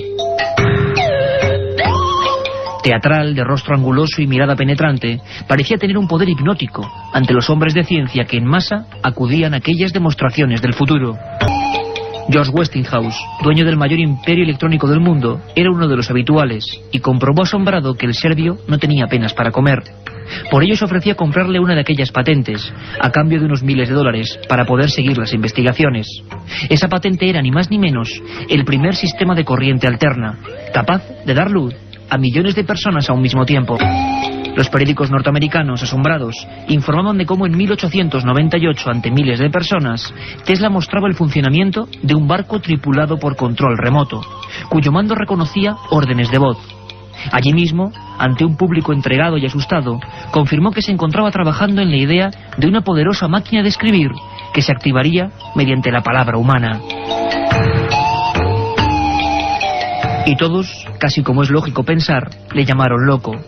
Y el olvido y el descrédito, impulsado desde ciertas publicaciones oficiales, comenzaron a rodearle poco a poco.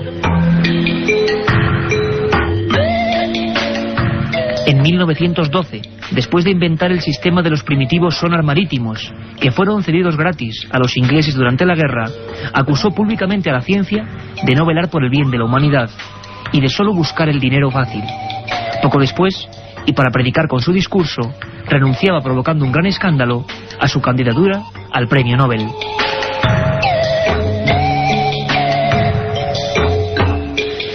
Sin embargo, a pesar de su aparente talante pacifista, sabemos, gracias a los pocos documentos que se han podido recuperar sobre su persona, que Tesla pasó años en busca de un extraño ingenio, que catalogó como el rayo de la muerte.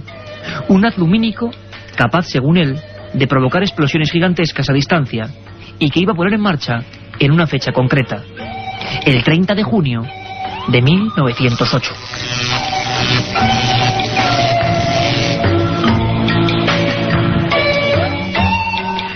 Y justo en esa fecha se producía en el corazón de Siberia, junto a la ribera del río Tunguska, la detonación más colosal de todos los tiempos, superior 50 veces a la bomba de Hiroshima, y que arrasó un bosque de 3.000 kilómetros cuadrados, sin que se encontrase jamás meteorito o artefacto alguno. ¿Acaso fue el rayo de la muerte de Nikola Tesla?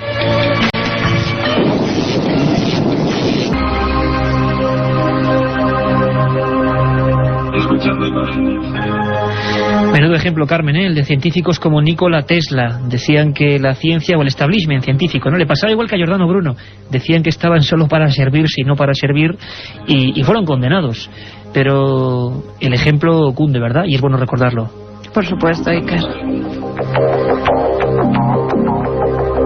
Y tienes unos documentos de última hora sobre las profundidades del mar. Si hace apenas unas semanas hablábamos de aquel misterioso pulpo gigante de Chile, que ahora hay una gran polémica, porque por un lado varios ingenieros de ADN dicen que es un cachalote en estado de putrefacción, y sin embargo el Centro Biológico de Medio Ambiente de Chile dice que no puede ser. Por la polémica os iremos informando. Lo cierto es que, bueno, estas criaturas siguen apareciendo. Sabíamos que en Luarca, y allí lo perseguimos, allí estuvo Milenio 3 persiguiendo el calamar gigante, eran habituales, no tanto en aguas del estrecho, pero ha ocurrido en Cádiz, cerquita de Algeciras, ¿no? Concretamente en Tarifa, en la playa del Tejar. Esta noticia me recordaba a ese barco científico con el que exploramos las aguas de Luarca, con el que estuvimos allí pues con muchísimos buenos amigos, con zoólogos muy prestigiosos, y al que por desgracia no pudimos ver. Pero en este caso la Guardia Civil... Bueno, cuidado, lo vimos sacándolo del agua, ¿te acuerdas? Eso sí, estuvimos incluso con los micros dando en el calamar gigante que acaba de rescatar el barco. Eso luego uno no se acuerda, pero porque era todo muy deprisa, pero acabamos de sacar el reportaje y los amigos que nos seguís desde el año pasado lo recordaréis, tocando con un micro, no sé si se ha hecho este micrófono amarillo, tocando el cuerpo del calamar gigante, y era impresionante ver salir ese monstruo izado por las grúas de los barcos. Y esto ha pasado en Cádiz, ¿no? En este caso el Seprona de la Guardia Civil de Tarifa ha localizado en la playa que he comentado antes del Tejar, en la localidad de Tarifa, Cádiz, una especie de calamar gigante, un Architeutis dux. Tiene 5,14 metros de longitud y un total de 45 kilogramos de peso. Nos lo cuenta todo nuestra compañera Belén Vivanco desde Radio Algeciras. En la playa tarifeña del Tejar, el Seprona de la Guardia Civil ha encontrado un calamar gigante de 5,14 metros de longitud y 45 kilos. Es el primero de estas características del que se tiene conocimiento en 23 años en aguas del estrecho. Tras recoger muestra de su tejido, ventosas, pico y estómago, esta hembra inmadura de calamar gigante ha sido congelada para trasladarla al Centro Oceanográfico de Málaga. Allí será estudiado y pasará a formar parte de su colección de organismos marinos. Es el tercer ejemplar del que se tiene constancia en el mar Mediterráneo.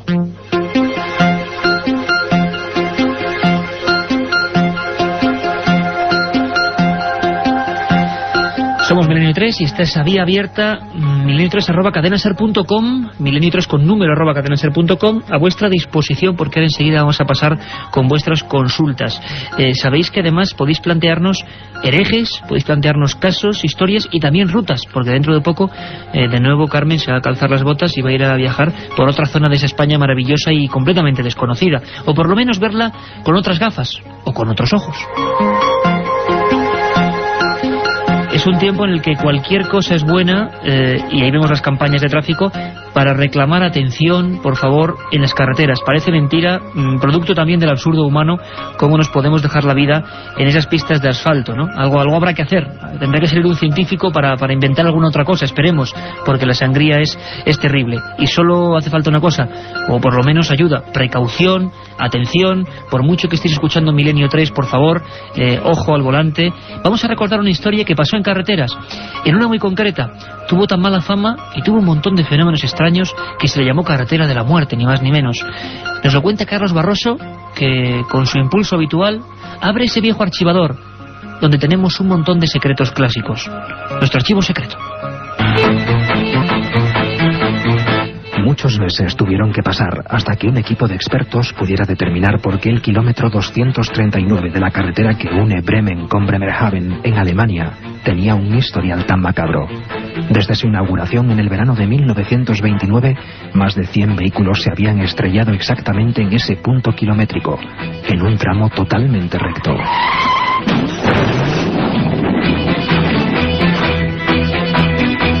Aquellos que lograron sobrevivir habían declarado ante las autoridades que al pasar por allí sintieron una fuerza extraña que les empujó fuera de la carretera sin que pudieran hacer nada para impedirlo.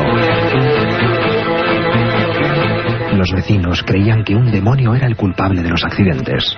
Un vidente local señaló que posiblemente los siniestros podrían estar provocados por una corriente magnética subterránea. Propuso un método para acabar con ella: enterrar una caja de cobre bajo la carretera, con varios pedazos también de cobre en su interior, en forma de estrella.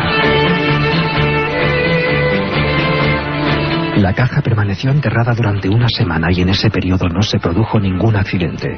Al ser extraída para comprobar si el método había tenido algo que ver con el final de los siniestros, los 3 primeros vehículos que pasaron por el kilómetro 239 se estrellaron nuevamente. Así que las autoridades decidieron volver a enterrar la caja por siempre jamás. En cualquier caso, para calmar a los vecinos, un sacerdote también acudió a exorcizar la carretera.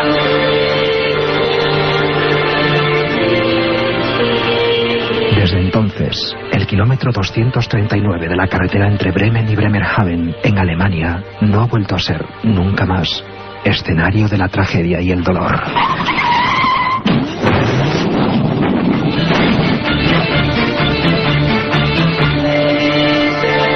Un programa que se sumerge en el otro lado de la realidad. Milenio 3, con Iker Jiménez y todo su equipo en la SER.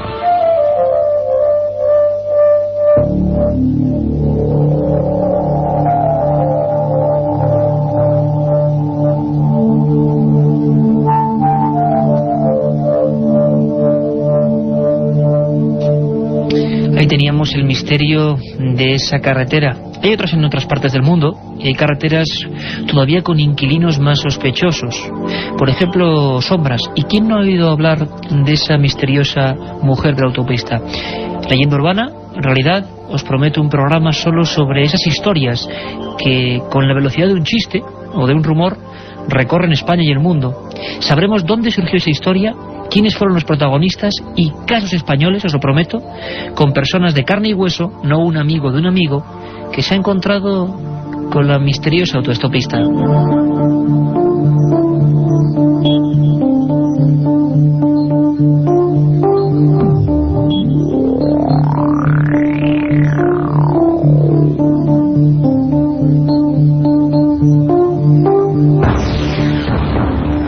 Y es que la carretera sigue siendo un lugar lleno de enigmas, donde ha habido casos tan terribles como el de Maximiliano Iglesias Sánchez, que abrió un telediario en la primera cadena, imaginaros, año 74. Fue un caso que hizo correr ríos de tinta, que hizo promover una investigación de la Guardia Civil, que hizo ser recinto o lugar con una serie de barcas extrañas analizadas por vez primera en España por técnicos de la NASA. Es un caso que ocurrió en una zona muy concreta de España, una zona montañosa, un lugar donde hemos acudido muchas veces, bellísima, y donde hay tradición de luces populares o luces etéreas que persiguen a las personas, al ganado, lugares de fantasmas, de voces, de ruidos, de una cultura ancestral muy vivida, muy profunda, y que por fortuna, creo yo, sigue ahí. Carmen, son las sierras de Béjar, las sierras salmantinas, la zona de la Peña de Francia. Has elegido este lugar primero porque mucha gente nos lo ha pedido, ¿no? Hay muchos mails que nos solicitaban pues que diéramos una vuelta y descubriéramos los parajes misteriosos de la Sierra Salmantina. Y yo, Iker, como vengo haciendo estas últimas semanas, me he puesto las botas, he cogido mi mochila y me he ido a descubrir pinturas rupestres, leyendas, tradiciones e incluso presagios de muerte. No esperamos más, vámonos a esa ruta mágica. Si antes fue Navarra, La Rioja, ahora es Salamanca.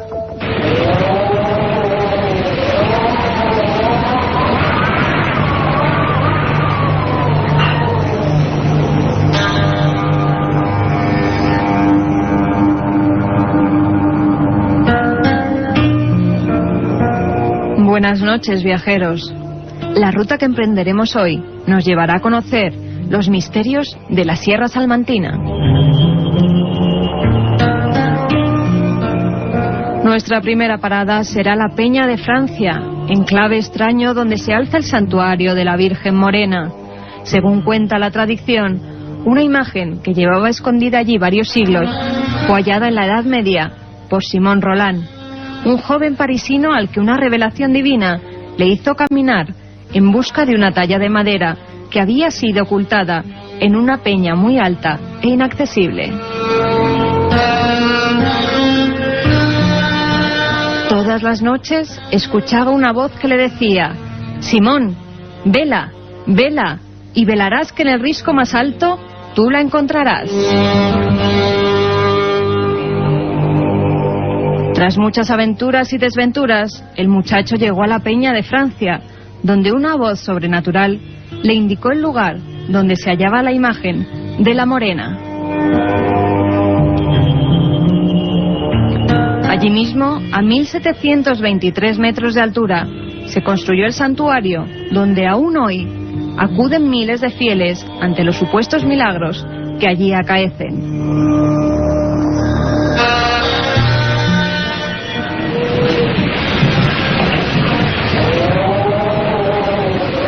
Situado en el sur de la provincia, encontraremos uno de los parajes de mayor tranquilidad y sosiego, cuyo dicho medieval, estar en las Batuecas, ha transcurrido hasta nuestros días para significar que nos encontramos en un trance o ensoñación.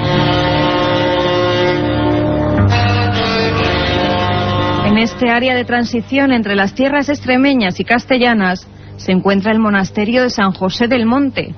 A su alrededor, los amantes de la arqueología no podrán dejar de visitar las enigmáticas pinturas rupestres neolíticas de la Cueva del Payón o el Risco del Ciervo. Figuras zoomorfas y extraños símbolos solares aún sin catalogar sorprenderán al viajero entre la espesura de la vegetación.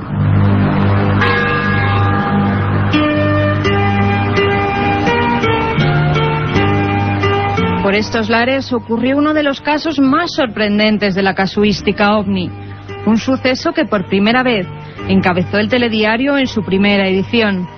En la noche del 21 de marzo de 1974, Maximiliano Iglesias circulaba por Valdejaderos, en la Sierra de Béjar, cuando se encontró con lo imposible. En un lateral de la carretera, observó un grupo de luces y varios seres de gran altura que estaban manipulando una especie de herramientas. Asustado por lo que estaba contemplando, Maxi se escondió entre unos matorrales para no ser visto, pero aquellos individuos se dieron cuenta y comenzaron a perseguir al asustado camionero. Una experiencia terrorífica de la que se encontraron huellas sobre el terreno. La NASA, por petición de la Guardia Civil, envió 2 técnicos para comprobar lo sucedido.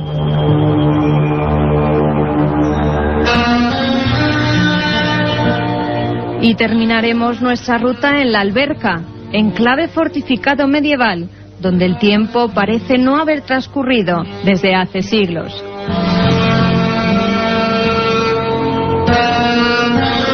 El 15 de agosto se celebran sus fiestas patronales, donde los albercanos rescatan las vestimentas de sus antepasados y los ritos ancestrales. Cuando cae la noche, por sus calles empedradas surge la figura enlutada de la moza de ánimas, que recorre el pueblo recitando una oración por los difuntos y las ánimas del purgatorio, mientras hace sonar una pequeña campanilla.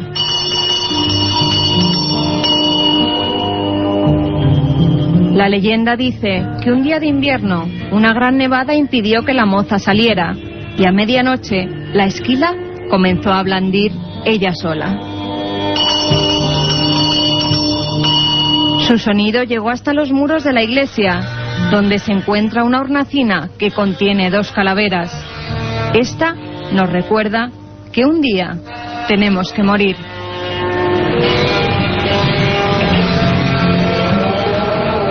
Un viaje en busca del misterio. Milenio 3, en la SER. Y cuando nuestro compañero Juan Carlos Ingelmo pone esta música, significa, lo decimos siempre, que estamos ya en la recta final. Espero que disfrutéis, que hayáis disfrutado de esta España completamente ignota. Quizá podamos ver de otra forma lugares que no son incluso conocidos.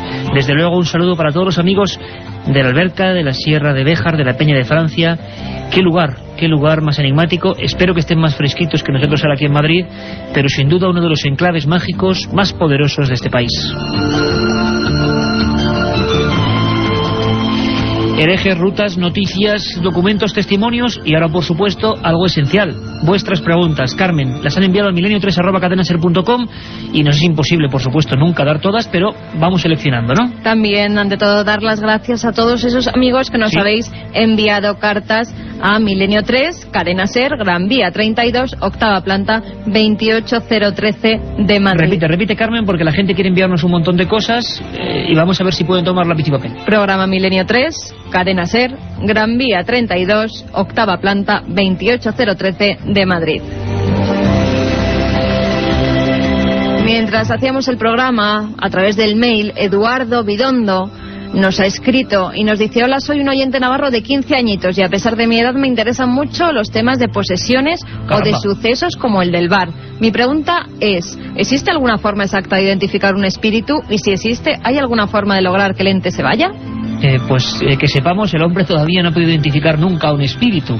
O sea que, bueno, estamos en ello. Solo tenemos indicios y cosas extrañas, pero te aseguro que todavía hoy nadie ha podido conocer, saber, identificar su naturaleza. Félix Rivera nos dice: felicidades por el programa, me gustaría que un día lo dedicaseis al Cristo de Palencia. Hombre, ese Cristo enigmático donde los haya, que provocó varios procesos judiciales en el siglo XV y XVI, que fue recogido en el siglo XIII y que está hecho con piel humana, y que algunos biólogos y, bueno, personajes importantes dentro del mundo de la antropología hablaban de que era una momia, el Cristo de Palencia, envuelto además de un sinfín de enigmáticos sucesos. Haremos un programa sobre él, y ahora mismo nuestro compañero Juan Carlos Ingelmo nos hablaba de otro Cristo misterioso. Por lo tanto, nunca hay casualidad, haremos un programa sobre esas figuras. Hay muchas: Palencia, Orense, el Cristo de Limpias. Bueno, ¿cuáles son sus misterios? Un tema que te apasiona, Iker, y por el que nos pregunta nuestro amigo Alberto. Hola, Iker, mi pregunta es si me puedes decir algo sobre el hombre pez de Liérganes. Pues uno de los más increíbles, maravillosas y fascinantes historias del hombre pez de Liérganes, que hizo que nada, pues un cualquiera, ¿verdad?, el doctor Gregorio Marañón, ni más ni menos, le dedicase un libro a un supuesto hombre que vivió bajo las profundidades del mar. Si vais a Liérganes, a ese pueblecito maravilloso de la costa santanderina, o cerca de la costa santanderina, veréis que hay un paseo y hay un monumento, y en vez de haber un monumento a un alcalde, a un político, cosa que me parece muy bien, viendo cómo están las cosas, hay un monumento al hombre pez, a ese hombre con escamas que vive en el agua y que sigue siendo una historia apasionante, investigada por el padre Feijóo y Gregorio Marañón. Un programa aquí, y posiblemente, ojalá, desde Liérganes.